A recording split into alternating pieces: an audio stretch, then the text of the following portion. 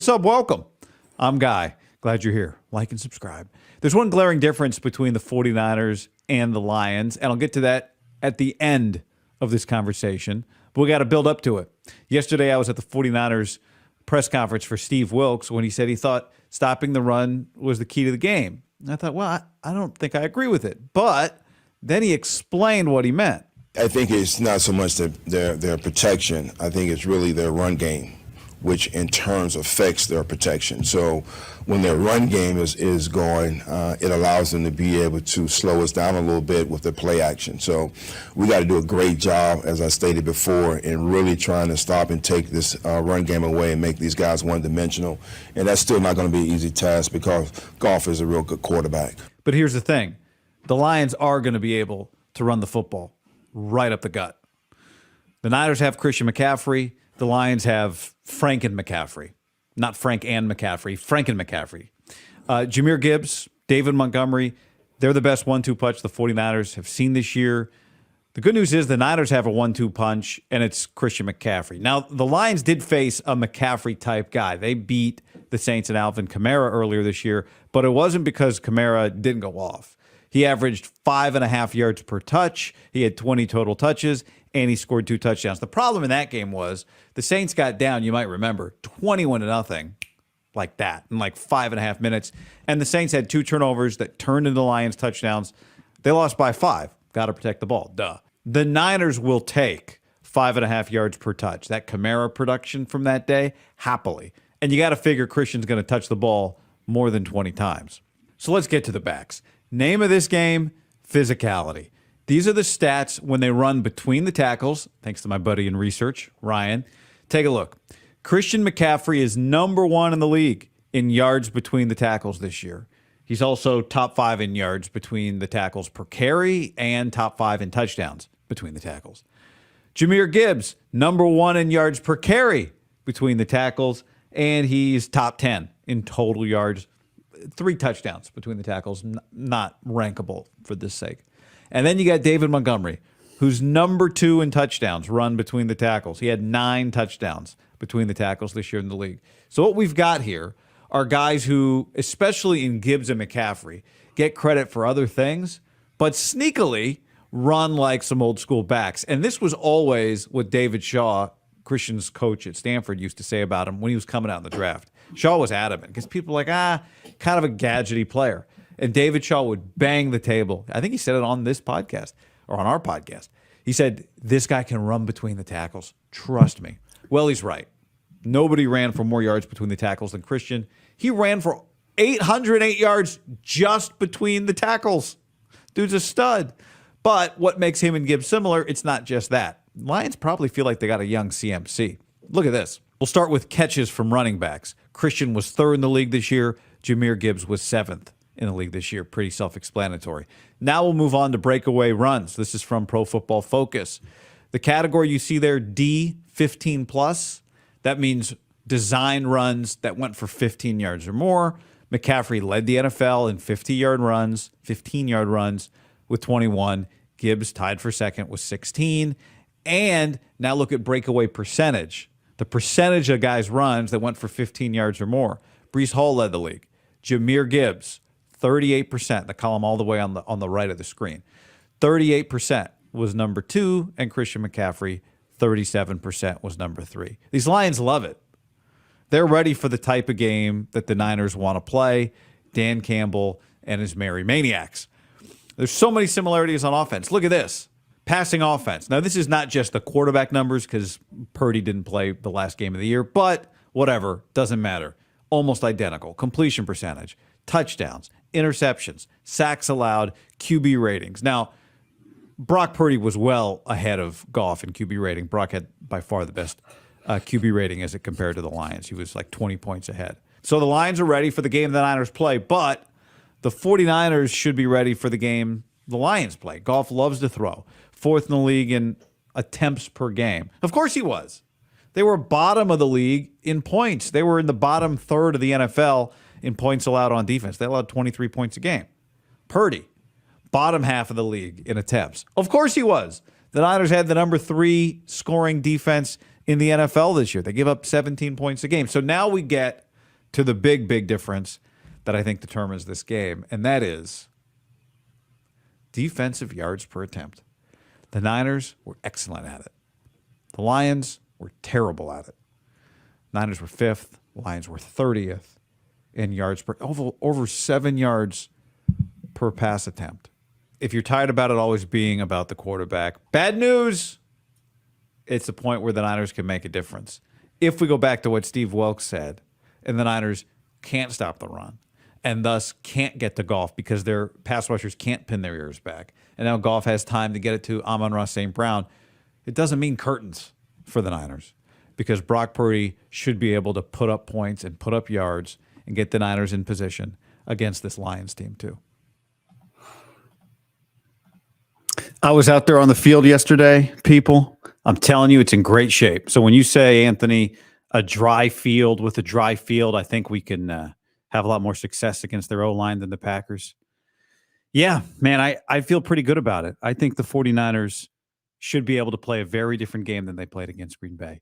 But as always, there's all these little things that factor in who's going to make the other one uncomfortable. And there's another big difference that I haven't mentioned yet, which is the number of plays these two teams run. And it makes sense when you look at all the times that Goff throws the football. The 49ers were 27th in the NFL this year in offensive plays per game. The Lions were 3rd. Lions run a lot of plays. Lions run a lot of plays. So either team can make the other one uncomfortable. And, there's a reason, and we laugh about it sometimes. We joke about it, poke some fun at it, criticize it for sure at times. But I think there is a reason that Kyle Shanahan is so hell-bent on manipulating the game based on when he and where he gets the football, like every coach. Although doesn't seem sometimes as manipulative about where they get the ball, because otherwise you'd think they'd stop letting the other team return kickoffs. But he's maniacal about this possession at the end of the half, not letting the other team have the ball. He went to a big explanation about it yesterday when the Niners were up 7-6, tried to set up the field goal, missed it, blah, blah, blah. Then they get the ball first and doubling up, right? He talked about it like, hey, we score there. We're up 14-6. We get the ball. We score again, 21-6. Bam, ball game. But regardless of whether you agreed with it or not, he was making the case. Regardless of that, he's obsessive about playing from ahead. And for good reason. If these 49ers play this team from ahead, now Goff does have to draw back and throw when you know it's coming and you're pinning your ears back. You go back to the Steve Wilks clip. He's saying it's important to stop the run, not because their run will beat us, but because if we can't stop the run, then we can't stop the pass because we can't get to Goff. And if you don't pass rush Goff and create problems, he will pick you apart. He's good. Like, I like him. I would take Purdy. I've said that many times. But Goff I'm not here to mock Jared by any stretch. Like, dude's a top half good NFL quarterback. He's got his team in the NFC Championship game. And if you let him do the Kirk Cousins thing, he just sits back there. He's got good enough. His receivers are going to get open. Laporta and St. Brown and Reynolds and those guys will get open. So that's what I thought was a really kind of illuminating thing from Wilks. But if they have to do it when you know it's coming and you're playing from ahead, that's a different animal than if they're pounding you with the run. They know you have to pass. I think efficiency is such a big part of both of these quarterbacks' games. Not I think, we know that efficiency is such a big part of both of these quarterbacks' games, meaning it is a little bit different than put Josh Allen or Patrick Mahomes in a 14-point hole, and they've got to just get on my back. They know we're throwing. I'm running around. I'm making plays. This is about staying on a 3rd and 10 and play action pass and all these things that both of these offensive coordinators have created to maximize their quarterbacks and take advantage of their quarterback skills. And so in a game where both guys are like that, it's incredibly critical. Run the ball to set up the play action, stay ahead of the chains, and stay ahead on the scoreboard. The good news for the Niners is if something goes sideways, something always does. I always quote, the way these guys get ready for NASA flights. They say you prepare for every eventuality. They don't say prepare for every possibility. They say prepare for every eventuality, right? It's not possible that something goes wrong. Eventually, something will go wrong. And the good news for the Niners, they're not playing the Ravens secondary here. So if they get down 7, if they get down 10, if the run, for whatever reason, you're like, all right, this Detroit defense, they are stout against the run. You should be able to throw on them. This defense is not the Ravens secondary. Their corners, and I'll add, their corner, of course I'll add, I'm the only one talking here. It's not just that you can throw on their corners, you can yak on their corners. They will try, I mentioned this to Larry yesterday, CD Deuce, they call him, CJ Gardner-Johnson, tries to hit sometimes instead of tackle. That's going to be a problem against these yak bros, all these guys who get yards after the catch.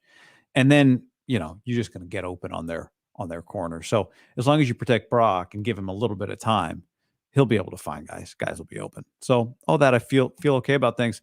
Let's get to a few of your comments. Julius, Niners rest advantage should show up big time in the second half of this NFC Championship game. That, you know what? I had not thought about that. I think that's a very interesting point. If you accept, and I think talking to people around the Niners building yesterday, and I think some of you guys have felt this way. I don't know. I'm not so much buying rust. The Niners were rusty. I don't think there's a lot of excuse. I think there are reasons. The Packers are good. It rained, that type of stuff. I don't think it's rust. I think that would be giving them letting them off the hook a little bit more than you should. But this game, this postseason is kind of the big picture of the way Kyle Shanahan plays games, which is believing like, all right, I'm going to keep pounding the ball, and in the third and fourth quarter, it will pay off. Well, yeah, I mean, week 1 and week 2 of the playoffs, the rest maybe matters less. The third week of the playoffs, which is what we're in now, the rest does factor in more. When you're at the end of the run, this is kind of a marathon, and now we're in the second half of the playoff marathon. We're in the second half of the playoff marathon. When you look at it that way, you look at the Packer game and go, that was rough, but it was the first rough game the Niners played. Detroit's played 2 games in this postseason. That's half as many games. So, Julius, I think it's a good point. Anthony, we've had a lot of long seasons that last a few years. No doubt. Jay Campbell, let's hope the offense is as immaculate as the hair today. Jay Campbell, thank you. Did not get my cut this week. Laz taking care of my guy, my barber. A little, kid sick, couldn't cut this week. That's fine. We're going to let it fly. Going to let it flow. This is why you get people mock me. Oh, yeah, you get a haircut every week. First of all, I have a 4-year contract with my barber. So I'm not pulling out the wallet every time I get a haircut. That's the first secret. The second thing is prepare for every eventuality. Well, I don't need a haircut this week. I just got one last week. Well, what if something happens next week? Now you're 3 weeks without a cut? Unacceptable. Something to keep in mind. All right, Depeche, let's see what you got. Perspective here, folks. QB, round, overall pick, draft year, age. Mahomes, Goff, all right, round one, overall pick, 10, 1, 29 years old. Lamar, round 1, pick 32, 27 years old. Brock, round 7, pick 262, 24 years old. Do you know what I think the most relevant number? Not what I think. Do you know there's 2 relevant numbers there. So each quarterback's got 4 numbers here from Depeche in honorary research. Of those 4 numbers, only 2 of them matter, which is the age and the year, right? The other 2 now are irrelevant. You're in the league. It doesn't matter. And it's why when we compare, like John and I were not arguing, just talking about, I don't think this was an argument. It might've been an argument. I did have a former quarterback call me the other day who was adamant, former NFL quarterback. And this guy, different former quarterback than I referenced the other day. This guy played at a major, played at one of the biggest stages you could play at in college football, and then played in the NFL in a massive spotlight and was a very highly drafted quarterback. And he said, one thing that's underrated about Brock is he's just played so much football. He said, when you watch him, you can tell that he can handle adversity. Like something goes wrong, and this happened. Brock even said it the other day. We know we're talking about. He almost throws the pick, and now he's a little rattled. He said you can tell, and I think this guy said I think part of the reason is because of all the games he played at Iowa State. He's like, when you play at Iowa State, you are just inherently not playing with all the advantages, so you are constantly fighting through some sort of adversity, overcoming challenges, that sort of thing. and it really shows up when he plays. This guy also said, well, I said, all right, well, who you got? Who do you like? Which quarterback would you take, Goff or Purdy? He goes, he scoffed. Goff. I said, look, man, I think you're ignoring the two things. One, the athleticism of Purdy. I think that separates him from Jared, because he said, well, his arm is stronger. He's a better player. I said, well, I think Brock is, if you look at the efficiency and the productivity numbers, Brock's more efficient and the production's just about the same. And the biggest difference is not just the athleticism, one, the other thing, age. Brock is 5 years younger. You're talking about a guy that's only in his second year in the league. You got to give him, if he's already Goff now, what will he be when he's 29? He's like, yeah, he actually said, yeah, maybe you're right. He's not here to defend himself. Was not Ryan Leaf, but good guess, Jay Campbell. I did talk to Leaf the other day, but it was not Leaf. Leaf played on a big stage because he elevated Washington State. This guy played it. Huge stage. So,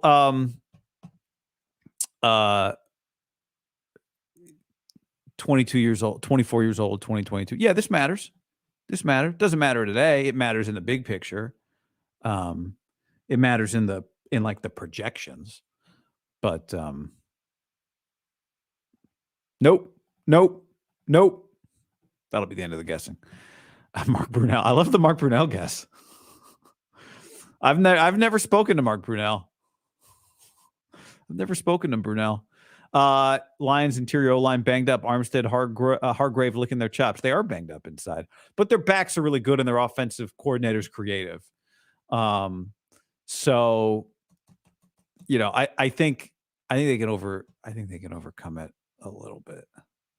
Let the Niners haters go. You know, he's not a hater just if you say, I think this guy's better than this guy. Doesn't make you a hater. We don't call him CD Deuce around here. Okay. Play another one for playing on a dry, warm field. Supposed to be beautiful. D'Anthony says, my key to the game, no penalties, no turnovers, Niners win. Yeah, I think that's true.